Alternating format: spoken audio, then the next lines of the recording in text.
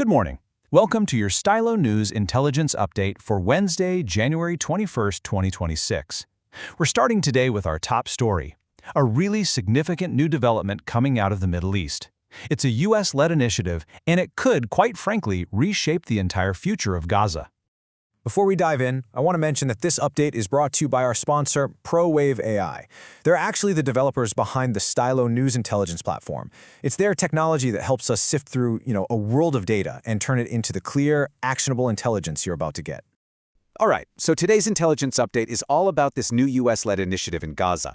The goal here is to finally broker a sustainable ceasefire and, maybe more importantly, chart a course for reconstruction after a truly devastating conflict. So, as you can see here, the geographical focus of this entire diplomatic push is, of course, the Gaza Strip. The whole plan really hinges on being able to stabilize this critical area. And to do that, they're proposing a brand new framework for both governance and security. Let's start by looking at who's being put in charge. And this is the headline, really. The United States has appointed some very high-profile leaders to spearhead this new plan for a ceasefire and reconstruction in Gaza. This is a big deal because it signals a much more direct and assertive role for the U.S. in trying to shape what happens next. Okay, so let's look at who we're talking about. The choices here are, well, they're very telling. First, you have Tony Blair, the former British Prime Minister. He's a seasoned diplomat, and he's been tasked with heading up what's being called the Board of Peace. His job? To tackle the enormous challenge of governance. Then, on the security side, you have Major General Jasper Jeffers, a U.S. military commander. He's set to lead a new international stabilization force. And that tells you there's a real focus on having a robust military presence to make sure any ceasefire actually holds. So how is this whole thing actually supposed to work? Let's take a look at the proposed governance framework they've structured. What they're proposing is essentially a two-tiered structure. Think of it like this. On one level, you have a Palestinian technocratic committee. This group will be led by Ali Shath, who's actually from Gaza, and their job is to manage all the day-to-day stuff, public services and so on. This is clearly an attempt to get some local buy-in. But, and this is a big but, overseeing them is an international executive board. This board will be chaired by the U.S. president, and they're the ones who will ultimately have the final say and supervise the whole plan. Now, when you look at the core objectives of this initiative, you can see just how ambitious it is. I mean, look at this list. They want to achieve a sustainable ceasefire, disarm Hamas factions, rebuild Gaza's infrastructure, and promote long-term economic development. There's a real tension here, right? You're trying to take immediate security actions while at the same exact time planning for a decades-long reconstruction. Pulling both of those off simultaneously, well, that's going to be the central challenge, for sure. Okay, but a plan like this doesn't exist in a vacuum, right?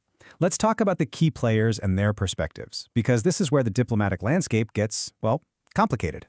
This really lays out the complex diplomatic web we're dealing with. So you have the United States, obviously driving the whole thing forward. And they have support from key mediators like Egypt and Qatar, who have a real interest in regional stability. But then you start to see the friction points. Israel, for example, is expressing some serious reservations, especially about Turkey's involvement, given its historic ties to Hamas. And then you have the United Nations. They support the humanitarian goals, of course, but they also feel a bit sidelined here, and they're calling for a more inclusive process. And that brings us to what are probably the two biggest hurdles this plan faces. First, the challenge of disarming Hamas. That remains a central point of contention for pretty much everyone involved. And second, there's the practical matter of getting other countries to actually commit troops to this new stabilization force. You can't have an international force with only one country. So with all that in mind, let's talk about the challenges and what comes next. Because as we've just seen, the path ahead is anything but simple. So when we distill all the intelligence, here are our key judgments on the path ahead. First, the ceasefire itself remains structurally very fragile. Second, the governance proposal we talked about, it faces some significant legitimacy gaps. You have to ask, will the people on the ground accept it? Third, the humanitarian conditions are dire, and that crisis is a central driver of instability on its own.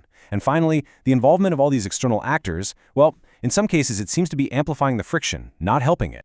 And that's where you can listen to our full briefing for a much deeper analysis.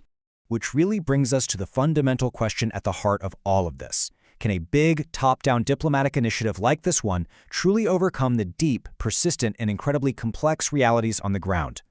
It's a huge question, and if you want to explore it in more detail, our full, deep-dive analysis is available for you right now. Just search for the Stylo News Intel update on your favorite audio platform. Thank you for joining us for this morning's intelligence update. For continuous AI-powered news on this story and other developments around the world, you can always find us at www.stylonews.com.